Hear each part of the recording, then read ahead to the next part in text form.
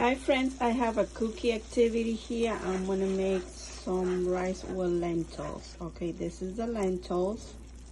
Okay, this is things that we buy at the supermarket or at the grocery store. Okay, those people are also our community helpers because they help us to get the food. Okay, so I'm gonna make some lentils with rice. This is the lentil.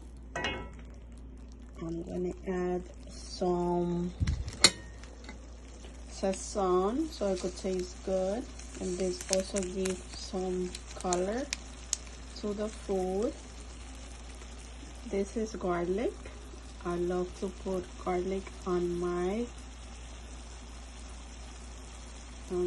food, and then don't forget to mix it.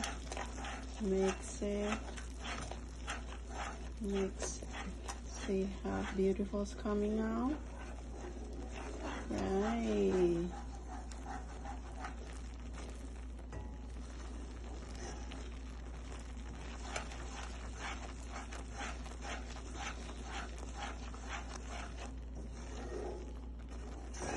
Look at that.